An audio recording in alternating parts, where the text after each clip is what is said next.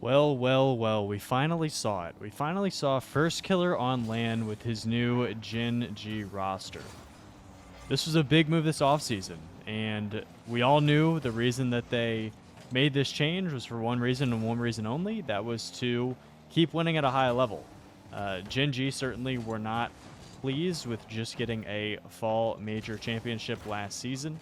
They ended up moving off of fan favorite Nali and picked up who all of us have known for a really long time is one of, if not the best player in North America, at least statistically. If you want to argue about, the on the field stuff and how his play style can restrict his teammates, we can have that argument until the cows come home. And I'm probably not going to shed light on anything that you have never thought of or heard before from somebody smarter than me when I say that Firstkiller is a polarizing player. So suffice it to say, for the sake of this conversation, the reason that Firstkiller made this move was to put himself in a better position to win. There was a reason that he was able to lead FaZe Clan with two players in Mist and Sypical, one of who is now retired and the other who is in the dredges on NRG. There's a reason that that team was able to be number one in points over the course of all of last season in North America, and that was the man on the screen right now. The rub on Firstkiller has never been whether or not he can win, has never been whether or not he can contend. It's where he can do that winning and contending. Firstkiller has been he has 69 first place finishes, which is 7th all time. Everybody's trying to catch up to K-Dop's 109. He's been at 13 S tier events, 0 wins.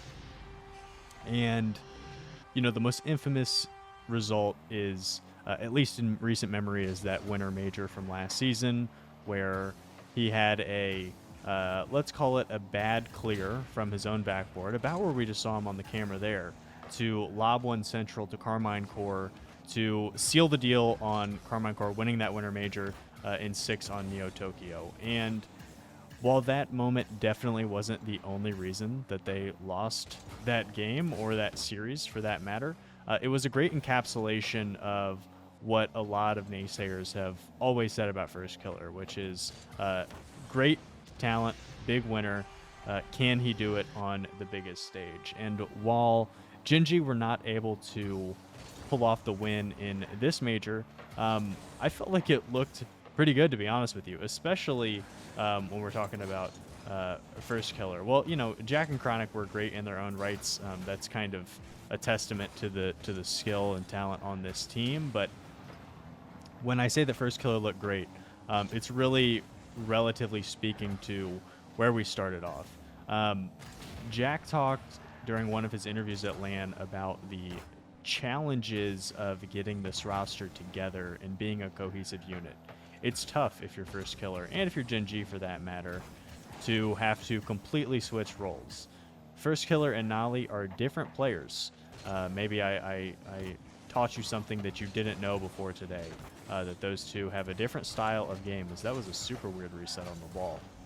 But it took a little while, which makes sense. Gen.G is a team that is led by their captain, and apparently Jack. Chronic is very mechy and likes to find space and boost and be on the ball, and so does Firstkiller. Firstkiller likes to be on the ball a lot. He likes to take a lot of shots. He likes to score a lot.